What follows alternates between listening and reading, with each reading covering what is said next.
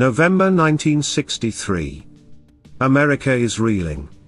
President John F. Kennedy has been assassinated.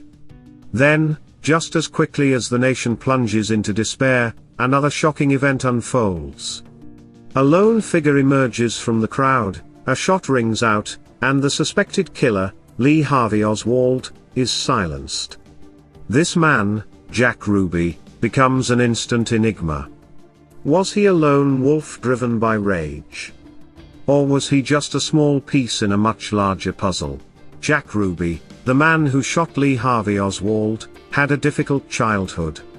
Born Jacob Rubenstein in Chicago, he was one of 10 children raised by Polish immigrants. His father, Joseph Rubenstein, was said to be an abusive alcoholic who often left home. Jack's mother, Fanny Rutkowski, also struggled with mental illness. These challenges cast a long shadow over Jack's youth. Growing up in a poor neighborhood of Chicago, he got into trouble early, being arrested for truancy at 11. Jack's early life was marked by instability as he moved in and out of foster care. Jack Ruby's teenage years were a whirlwind of hustles and small ventures. He took to the streets, selling trinkets and betting slips on horse races. He even dabbled in representing local garbage collectors. Jack and his brother tried, but failed, to launch a few small businesses selling novelty items. Trouble seemed to follow him, with an arrest for scalping tickets at a Chicago stadium adding to his record. Known for a fiery temper and unpredictable behavior, Jack was also prone to getting into fights. In stark contrast, he deeply admired his close friend Barney Ross, who would later become a famous boxer. Jack Ruby's life was far from the glamorous world he craved. Growing up in poverty and neglect in Chicago, he bounced between petty hustles on the street and short-lived legitimate and criminal ventures.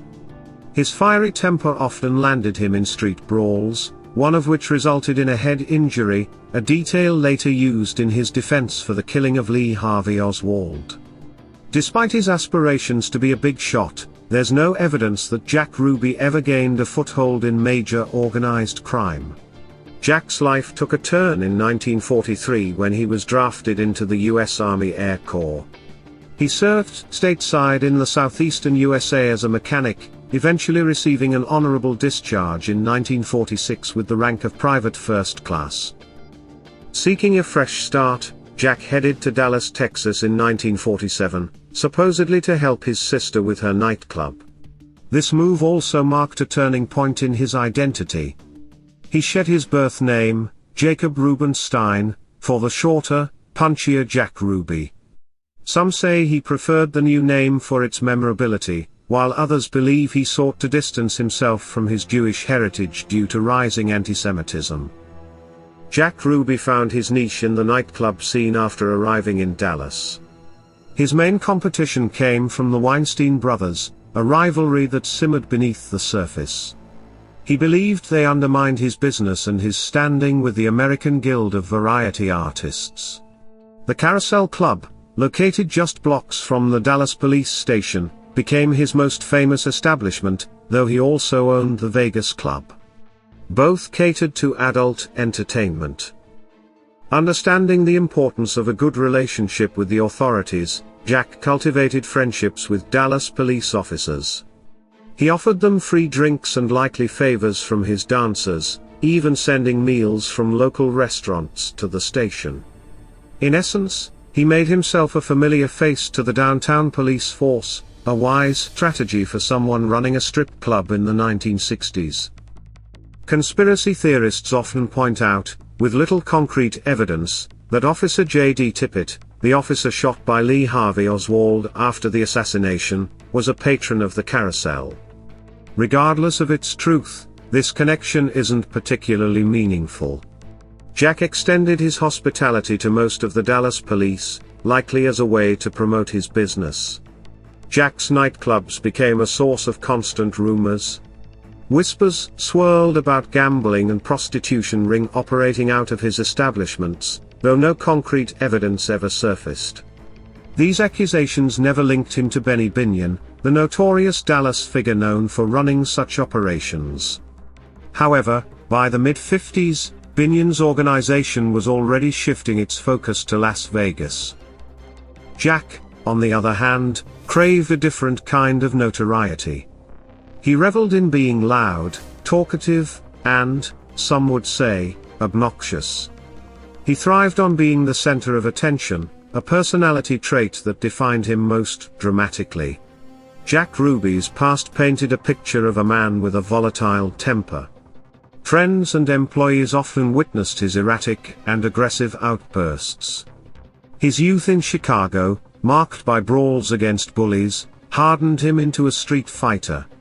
This combative streak even followed him into the army, where he landed in jail for assaulting a drill sergeant. Jack took on the bouncer role in civilian life at the Carousel Club. Stories circulated about his violent methods of dealing with unruly patrons. Ironically, he also assisted the Dallas police on occasion, helping them subdue suspects. Everything he did seemed fueled by a desire to be seen as a tough, heroic guy. This need for recognition sometimes manifested bizarrely. One incident involved a taxi driver who knocked on the club door after being called. Ruby, in an inexplicable fit, attacked the man, leaving him badly beaten, and then eerily asked, "Did I do that?" Jack Ruby's path to Dallas began with his sister, Eva. She initially represented her brother's novelty business interests in the city, but her experience in San Francisco's nightclub scene drew her to the struggling Singapore Supper Club. Unfortunately, the club was hemorrhaging money, prompting some to believe Jack was sent by his brothers to salvage the failing business. Around this same time, whispers of organized crime infiltrating Dallas surfaced. Newly elected Sheriff Steve Guthrie reported a hefty bribe offer from Chicago figures to manage local gambling operations. While Jack Ruby's name wasn't directly mentioned, his association with a restaurant/club proposed as the gambling hub raised eyebrows. The truth about Eva and Jack's involvement with organized crime remains murky. Broadcast journalist Steve North believed they had ties to crime syndicates, while Eva vehemently denied any connection in a later interview. Adding to the confusion, Jack's nephew, Fred Ruby, painted a picture of heavy mafia involvement, claiming Jack paid them for essentials like alcohol and dancers. Needing guidance, Jack turned to the Weinstein brothers, established strip club owners in Dallas. Despite sharing Jewish heritage, the Weinsteins disliked and distrusted Jack. Barney Weinstein even remarked that Jack's thirst for attention made the Oswald shooting unsurprising. The tension reached a boiling point on the day of JFK's assassination. According to Larry Weinstein, Jack threatened his father, Abe, with a gun for refusing to close their club, the Colony Club. Ironically, Jack chose to close his own Carousel Club on that fateful day and the next. In the aftermath of President Kennedy's assassination, Lee Harvey Oswald, the prime suspect, was arrested and held on the 4th floor of the Dallas police station. His scheduled transfer to the county jail was delayed, creating a window of opportunity for a shocking turn of events. Jack Ruby, a Dallas nightclub owner, lived just outside the city. On that fateful Sunday morning, he made a trip to a Western Union office near the police station, supposedly to send money to an employee.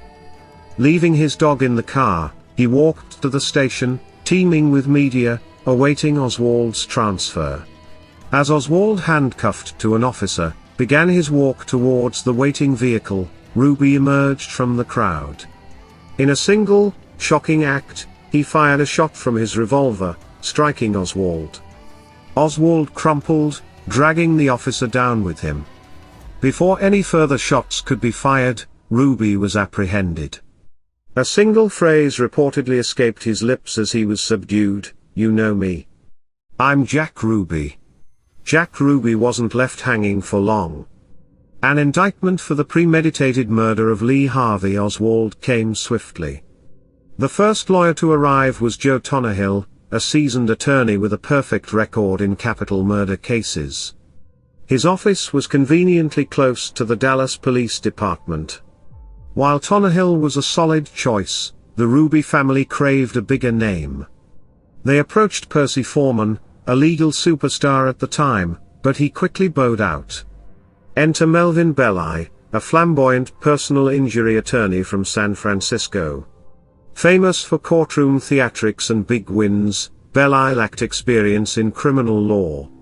Recognizing this gap, he reached out to Tonahil for help. Tonahil agreed, and the legal battle for Jack Ruby's fate was underway. Jack Ruby's defense team, led by Joe Tonahil and Melvin Belli, presented several justifications for his actions. Initially, a public statement claimed Ruby acted impulsively, wanting to save Mrs. Kennedy and her daughter Caroline from the ordeal of a trial. This was likely a strategy crafted by Tonahil. Belli, however, took a more complex route. He argued that Ruby was legally insane due to psychomotor epilepsy and incapable of understanding his actions at the time of the shooting. A series of psychiatrists and neurologists, including epilepsy specialists, were called upon. While they generally agreed Ruby had social, emotional, and mental struggles, even a rare form of epilepsy in some cases, none definitively declared him legally insane. Here's the key point: the legal definition of insanity doesn't simply hinge on mental health issues. For someone to be considered legally insane, they must have been unable to distinguish between right and wrong at the time of the crime. Many prominent psychiatrists have argued that if someone is deemed competent to stand trial, it's highly unlikely they could temporarily lose and regain the ability to differentiate right from wrong within a short time frame. This creates a significant hurdle for Belli's defense strategy. Jack Ruby's defense painted a picture of a man teetering on the edge. Witnesses came forward to describe his lifelong pattern of erratic and impulsive behavior. He was known for fiery outbursts and readily provoked into physical confrontations. This was coupled with a desperate need for attention and a yearning to be the hero in the spotlight.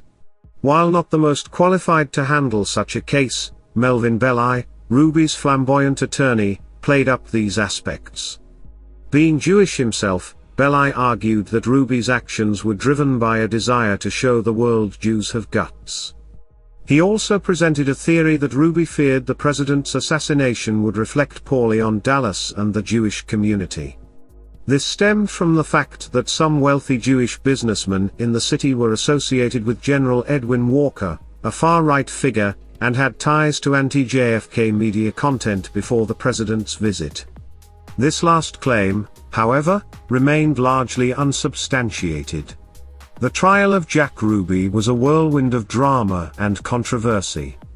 Despite Belli's flamboyant defense strategy, Ruby was ultimately found guilty of murder and sentenced to death. The Ruby family, dissatisfied with Belli's performance, fired him.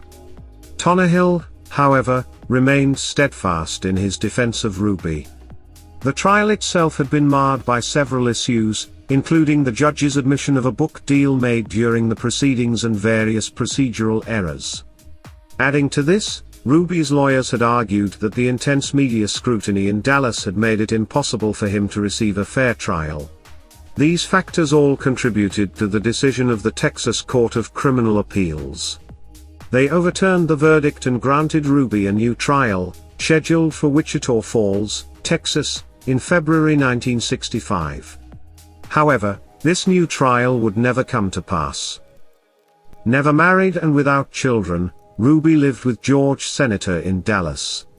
While Senator referred to Ruby as his boyfriend before a government commission, he denied romantic involvement. A longer-lasting relationship existed with Alice Nichols, a shy widow with whom Ruby shared an 11-year, on-again, off-again connection.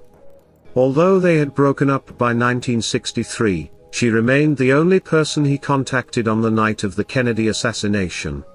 Imprisoned after his actions, Ruby grappled with the weight of his choices and the impact on the Jewish community. Numerous psychiatric and neurological evaluations during his incarceration confirmed his abnormal behavior, some even labeling it psychotic after the trial. Rabbi Hillel Silverman, a recurring presence for Ruby during his confinement, stands out as a credible source. Unlike others involved, he had no personal agenda. He witnessed Ruby's erratic mood swings, a decline in his mental state, and even the emergence of delusions and hallucinations in his later days. Jack Ruby's actions remain a source of fascination and debate. Modern psychology offers tools to analyze his personality and motivations, one such tool being the Karpman drama triangle. This triangle has three roles: persecutor, rescuer, and victim. People can shift between these roles, often unconsciously. The persecutor prioritizes themselves, lacks empathy, and dismisses others' feelings. They experience frequent rage and frustration. The rescuer feels compelled to help those they see as victims, believing they can fix their problems. Their main emotions are fear, anxiety, and panic. The victim feels powerless and helpless, believing they have no control over their situation. Hopelessness is a defining emotion. Jack Ruby and the drama triangle. Ruby appeared to be perpetually caught in this dramatic cycle. He craved the role of the rescuer, the hero.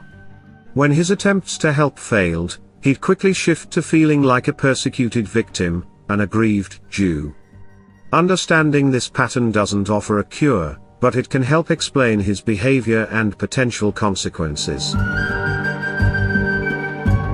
Medical records showed abnormalities in Ruby's brainwave activity. The question arises, did he have epilepsy, and if so, did it trigger the shooting? Epilepsy can cause temporary memory loss and automatic actions without recollection.